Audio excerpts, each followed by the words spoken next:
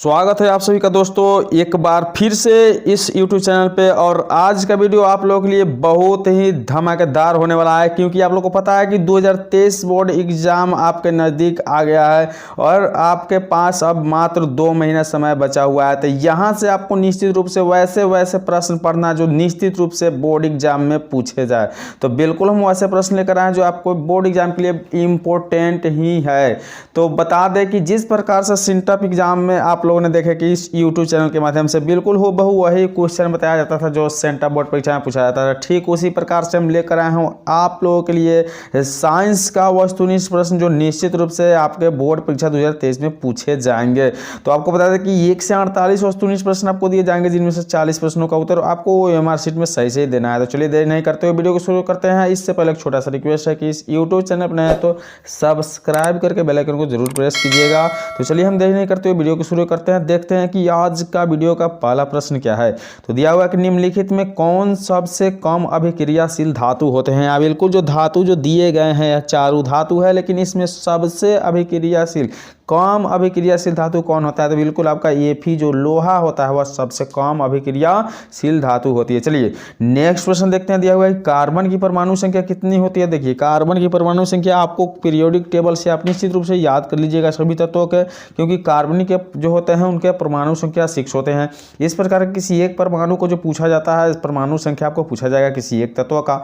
चलिए नेक्स्ट प्रश्न देखते हैं। तीसरा प्रश्न दिया हुआ है कि असंतृप्त हाइड्रोकार्बन जिनमें कार्बन कार्बन परमाणुओं के बीच त्रि-आबंध होते हैं वे क्या कहलाते हैं। तो कार्बन कार्बन के बीच त्रि-आबंध होते हैं वह क्या कहलाते हैं। तो सही उत्तर हो जाएगा आपका एल्काइन कहलाते हैं। क्या कहलाते हैं? एल्काइन कहलाते हैं। इस ग्रुप से भी आप याद कर लीजिएगा, संतृप्त और असंतृप्त से एल्केन एल्किन एल्काइन किसी एक का जो है सूत्र या उसके जो है पहचान जरूर दिए जाएंगे आपके बोर्ड परीक्षा में, ठीक है। चौथा नंबर प्रश्न है कि एथेनॉल की क्रियाशील मूलक का सूत्र क्या होता है। तो एथेनॉल का जो क्रियाशील मूलक होता है उसके सूत्र होता है बॉन्ड OH। क्या होता है? Bond OH। तो चलिए नेक्स्ट प्रश्न की ओर बढ़ते हैं। दिया हुआ है कि वैद्युत प्रतिरोधकता का SI मात्रक होता है। बिल्कुल आपको याद करना है एक एक प्रश्न, इसकी सही उत्तर हो जाएगा ओम मीटर। क्या हो जाता है? ओम मीटर।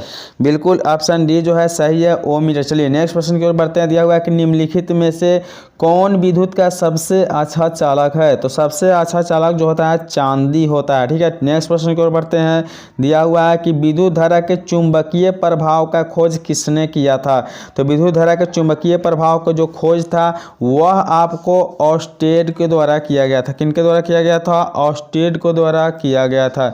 चलिए नेक्स्ट प्रश्न की ओर बढ़ते हैं। नेक्स्ट प्रश्न दिया गया है कि विद्युत मोटर परिवर्तित करते हैं। विद्युत मोटर परिवर्तित करता है विद्युत ऊर्जा को यांत्रिक ऊर्जा में। चलिए नेक्स्ट प्रश्न की ओर बढ़ते हैं। 9 नंबर प्रश्न दिया हुआ है कि जब पश्चिम की ओर प्रक्षेपित कोई धन आवेशित कण अल्फा कण किसी चुंबकीय क्षेत्र द्वारा उत्तर की ओर विक्षेपित हो जाता है तो चुंबकीय क्षेत्र की दिशा होगी। तो चुंबकीय क्षेत्र की जो दिशा होगी इसकी सही उत्तर हो जाएगा ऑप्शन डी अर्थात ऊपरी मुखी। क्या होगी? ऊपरी मुखी। चलिए नेक्स्ट प्रश्न की ओर बढ़ते हैं। हमारे घरों में जो विद्युत आपूर्ति की जाती है वह कितना होती है। जल्दी से देखिए तो इसकी सही उत्तर हो जाएगा ऑप्शन सी अर्थात 200 वोल्ट जो है 220 वोल्ट पर प्रत्यावर्ती धारा होती है। चलिए नेक्स्ट प्रश्न की ओर। गर्म जल प्राप्त करने के लिए हम सौर जल तापक का उपयोग किस दिन नहीं कर सकते हैं। बिल्कुल इसका सही उत्तर होता है बादलों के दिन हम लोग नहीं कर सकते हैं उपयोग, क्योंकि सौर सेल काम नहीं करेगा। चलिए नेक्स्ट प्रश्न की ओर बढ़ते हैं। दिया हुआ है कि निम्न में कौन सा ऊर्जा स्रोत है ऊर्जा के व्युत्पन्न नहीं है, ठीक है। निम्न में कौन सा ऊर्जा स्रोत सौर ऊर्जा के व्युत्पन्न नहीं है। इसकी सही उत्तर हो जाएगा ऑप्शन ए अर्थात भूतापीय ऊर्जा। कौन सी ऊर्जा? भूतापीय ऊर्जा। चलिए नेक्स्ट प्रश्न की ओर बढ़ते हैं।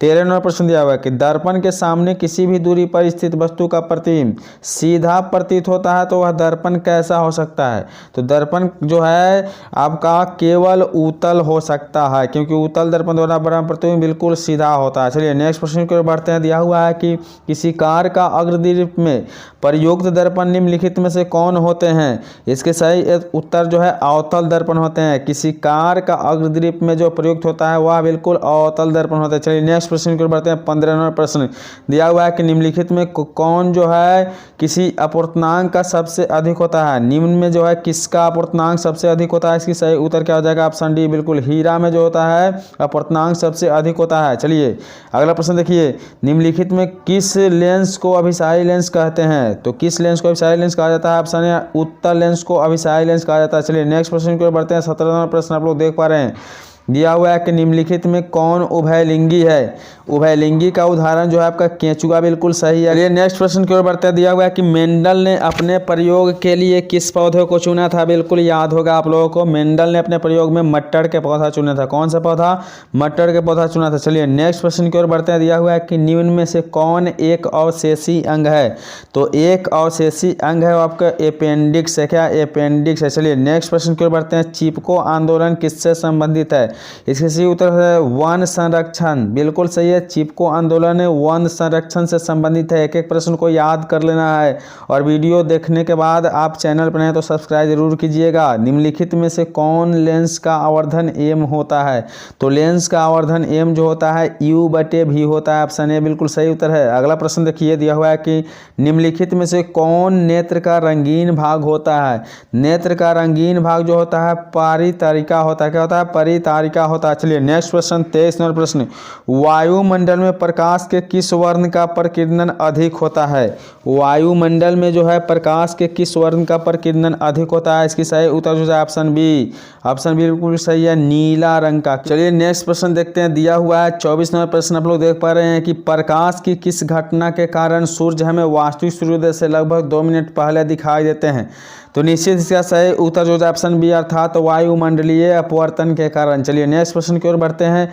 आधुनिक आवर्त नियम के अनुसार तत्व के गुणधर्म निम्नलिखित में किससे आवर्त फलन होते हैं। इसकी जो सही उत्तर हो जाएगा ऑप्शन बी बिल्कुल सही, परमाणु संख्याओं के। किसके, परमाणु संख्याओं के। चलिए नेक्स्ट प्रश्न की ओर बढ़ते हैं। 26 नंबर प्रश्न दिया हुआ है कि आधुनिक आवर्त सारणी की क्षैतिज कतारें में निम्नलिखित क्या कहलाती है। तो आधुनिक आवर्त सारणी की क्षैतिज कतारें जो होते हैं आपको सही उत्तर हो जाएगा ऑप्शन ए अर्थात आवर्त कहलाते हैं। अगला प्रश्न, लोहे के फ्राइंग पैन को जंग से बचाने के लिए निम्न में से कौन सी विधि उपयुक्त होती है। इसकी सही उत्तर हो जाएगा ऑप्शन सी अर्थात जिंक की परत चढ़ा के। चलिए नेक्स्ट प्रश्न की ओर बढ़ते हैं। निम्नलिखित में से किस धातु को चाकू से आसानी से काटा जा सकता है। तो चाकू से आसानी से काटे जाने वाले धातु आपका सोडियम होते हैं। बिल्कुल सही उत्तर। चलिए नेक्स्ट प्रश्न की ओर बढ़ते हैं। 29 नंबर प्रश्न दिया हुआ है कि निम्नलिखित में कौन गैस चूने के पानी को दूधिया कर देता है। निम्नलिखित में कौन गैस जो है चूने के पानी को दूधिया कर देता है। इसकी सही उत्तर हो जाएगा ऑप्शन सी अर्थात CO2। क्या है, CO2। अगला प्रश्न देखिए, दिया हुआ है कि टार्टैरिक अम्ल निम्नलिखित में से किसमें पाया जाता है। तो टार्टैरिक अम्ल जो है सिरका में पाया जाता है। चलिए अगला प्रश्न देखते हैं। दिया हुआ है कि जिप्सम का रासायनिक सूत्र क्या है। जिप्सम का रासायनिक सूत्र आपका CaSO4 × 2H2O। ऑप्शन बी बिल्कुल सही है, याद कर लीजिएगा। चलिए 32 नंबर प्रश्न देखते हैं। दिया हुआ है कि जिंक तथा सल्फ्यूरिक अम्ल के बीच अभिक्रिया से निम्नलिखित में कौन सा गैस निकलती है। तो जिंक और सल्फ्यूरिक अम्ल के अभिक्रिया से जो गैस निकलती है वह आपका हो जाएगा हाइड्रोजन अर्थात H2 निकलती है। ठीक है, अगला प्रश्न देखिए, आयोडीन की कमी से कौन सा रोग होता है। आयोडीन की कमी से घेघा रोग होता है। कौन सा रोग होता है, घेघा रोग। अगला प्रश्न देखिए, निम्नलिखित में कौन पिट्यूटरी ग्रंथि से निकलने वाला हार्मोन है। कौन सा हार्मोन जो है पिट्यूटरी ग्रंथि से निकलता है। सही आंसर जो हो जाएगा वृद्धि हार्मोन। कौन सा हार्मोन, वृद्धि हार्मोन। अगला प्रश्न देखिए 35 नंबर प्रश्न दिया हुआ है कि अमीबा में अलैंगिक जनन किस विधि द्वारा होता है। अमीबा में अलैंगिक जनन जो होता है बिल्कुल आपको विखंडन के द्वारा होता है। किसके द्वारा, विखंडन के द्वारा। चलिए नेक्स्ट प्रश्न की ओर बढ़ते हैं। दिया हुआ है कि फूल का कौन सा भाग फल बदलता है। फूल का कौन सा भाग जो होता है फल में बदलता है। इसकी सही उत्तर जो है आपका बिल्कुल ऑप्शन सी अर्थात अंडाशय होता है। चलिए अगला प्रश्न देखिए, दिया हुआ है कि स्टोमाटा के खुलने और बंद होने की क्रिया को कौन नियंत्रित करता है। तो स्टोमाटा के खुलने और बंद होने की क्रिया को नियंत्रित किया जाता है आपको द्वार कोशिकाएं के द्वारा। किसके द्वारा, द्वार कोशिकाएं के द्वारा। एक एक प्रश्न को समझ कर जाना है, बोर्ड एग्जाम में निश्चित रूप से इसमें से प्रश्न पूछे जाने वाले हैं। निम्न में कौन वृक्क की रचनात्मक एवं क्रियात्मक का इकाई होते हैं? तो वृक्क के रचनात्मक क्रियात्मक का इकाई जो होते हैं आपका नेफ्रॉन कहलाते हैं। चलिए नेक्स्ट प्रश्न, मानव का प्रमुख उत्सर्जी अंग कौन है? तो मानव का प्रमुख उत्सर्जी अंग जो है आपका बिल्कुल वृक्क सही उत्तर है। अगला प्रश्न देखिए 40वां प्रश्न, एड्रोजन क्या है? एड्रोजन क्या है? तो इसकी सही उत्तर हो जाएगा नरलिंग हार्मोन है। कौन सा हार्मोन? नरलिंग हार्मोन। अगला प्रश्न देखिए दिया हुआ है 41वां प्रश्न कि जब किसी अभिक्रिया के समय किसी पदार्थ में ऑक्सीजन की वृद्धि होती है तो निम्नलिखित में क्या कहा जाता है?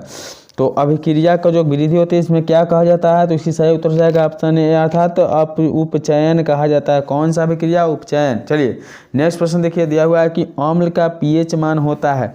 अम्ल का पीएच मान बिल्कुल आपका सही उत्तर हो जाएगा 7 से कम होता है। कितना होता है? 7 से कम अम्ल का पीएच मान होता है। अगला प्रश्न देखिए, धोने का सोडा का आणविक सूत्र क्या है? तो धोने का सोडा का आणविक सूत्र है इसका Na2CO3। क्या है? Na2CO3। नेक्स्ट प्रश्न की ओर बढ़ते हैं। दिया हुआ है कि मधुमक्खी के डंक एक अम्ल छोड़ता है जिसके कारण दर्द एवं जलन का अनुभव होता है। यह अम्ल कौन सा होता है? तो यह अम्ल जो होता है मेथिनोइक अम्ल होता है। निश्चित रूप से ऑप्शन ए बिल्कुल सही है। अगला प्रश्न देखिए, अमीबा अपना भोजन कैसे पकड़ता है? तो अमीबा अपना भोजन जो है कैसे पकड़ता है? इसकी सही उत्तर हो जाएगा ऑप्शन सी अर्थात कूटपाद के द्वारा पकड़ता है। चलिए नेक्स्ट प्रश्न, कौन सा एंजाइम वसा पर क्रिया करता है? इसकी सही उत्तर जो हो जाएगा लाइपेज एंजाइम जो है वसा पर क्रिया करती है। चलिए नेक्स्ट प्रश्न की ओर बढ़ते हैं। नेक्स्ट प्रश्न दिया हुआ है कि किस प्रकार के श्वसन से अधिक ऊर्जा मुक्त होती है? इसकी सही उत्तर हो जाएगा वायवीय श्वसन से अधिक ऊर्जा मुक्त होती है। अगला प्रश्न, मछली का श्वसन अंग क्या है? मछली का श्वसन अंग जो होता है गिल्स होता है। तो आज की वीडियो पर 1 से 48 प्रश्न बताया गया जो बिल्कुल आप लोगों के लिए बोर्ड एग्जाम के लिए महत्वपूर्ण है। तो चलिए आज की वीडियो में इतना ही, मिलेंगे अगले वीडियो में, तब तक के लिए बाय।